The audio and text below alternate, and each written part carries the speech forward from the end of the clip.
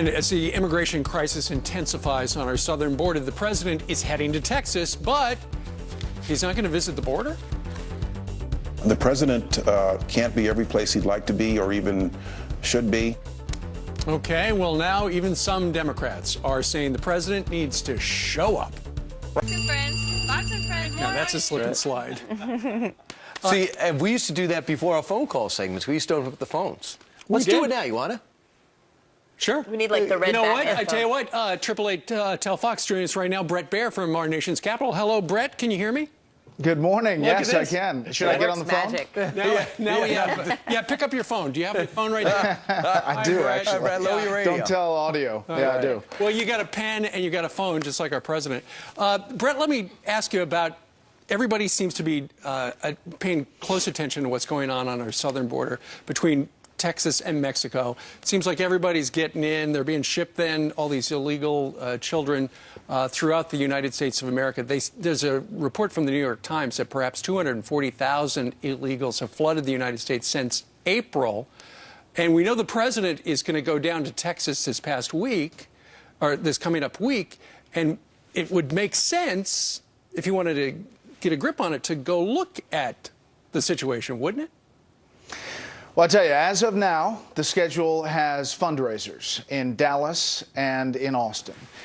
We don't have any change of the White House schedule as of yet, but so far it's a DNC fundraiser and a DSCC fundraiser in Dallas and Austin. So there's no plan to go to the border. You heard the Department of Homeland Security Secretary Jay Johnson this weekend saying he can't be every place he wishes to be or wants to be.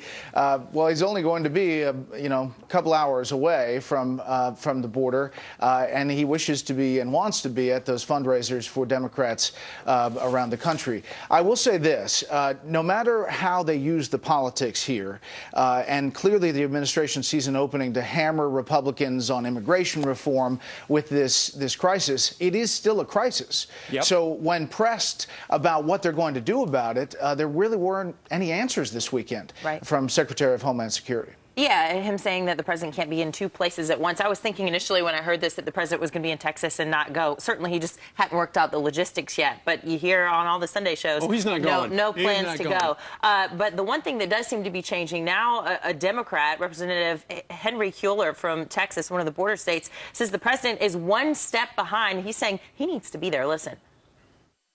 It'd be nice for him to come down to the border, but again, without due respect, I think he's still one step behind.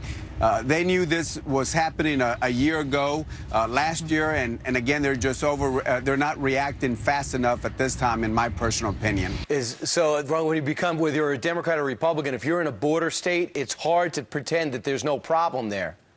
Listen, these local communities cannot deal with the influx. They can't deal, and the states can't. That's why you have the president asking for $2 billion to deal with this border influx of folks coming from Central America. You had efforts to go to these countries in Central America and say, stop exporting these folks to the U.S., but obviously that hasn't worked. And when you have Secretary Johnson saying this in response to a question, we are looking at ways to create additional options for dealing with the children, in particular consistent with our laws and our values.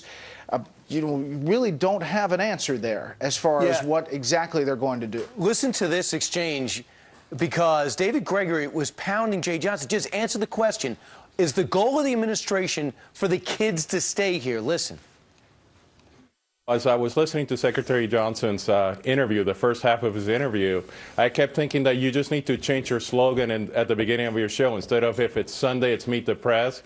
It should be if it's Sunday, it's another administration official making stuff up and Meet the Press. What is it that he made up? It's really shameful. What he made up is the fact that they're in the process of stemming the tide of illegals. They didn't use the term illegals, but he also went on to not answer the question on what the administration is going to do with these kids. Yeah, I mean, Gregory was pressing Secretary Johnson about, will deportation hearings start? Will they actually be deported? And there was not an answer in that. You had Raul Labrador there, a Republican congressman who is now calling for deportation to start en masse of these folks in a humane way, he said, but they need to go back to their countries. And the whole issue about whether this started long ago, clearly you have Democratic congressmen saying that the administration should have seen it coming. You have others now charging that the administration did see it coming. So you have all kinds of things up on Capitol Hill that that congressmen are outraged about this situation. Well, Bret, put this in context. Everyone keeps pointing out, clearly the talking points for the White House went out to the various hosts saying this is all George Bush's fault because in 2008 he says non-contiguous people coming from non-contiguous countries in Central and South America can be treated, come here and treated humanely, as if taken in. How would bring us out, put that into context? Well, sure. I mean, listen, this immigration problem has been a long problem, and as you know, the Bush administration tried to pass comprehensive immigration reform as well, and was shut down during his second term. I think the administration here has laid out the welcome mat even further, and the signal was sent around the world that this may be okay, and hence you have a lot of this developing on the southern border. I tell you, you talk to the people down there in these states and dealing with this influx, and it is a real crisis, one that I think is going to continue to boil up throughout the summer. In reality, it's unspinnable. Yeah. I mean, listen, the politics of it, even if you want to use it as the politics of hammering House Republicans for not getting comprehensive immigration reform through, you still have to deal with it. Absolutely. And now these families and children are going all across the country, and now many American communities have got to deal with that. Meanwhile, the Washington Post had a stunning article that showed some more fallout from Edward Snowden. As it turns out, of the 160,000 intercepted messages, only 10% were from official targets. And, you know, it's supposed to be foreign people. No, mostly Americans. We're really screwing this up, aren't we?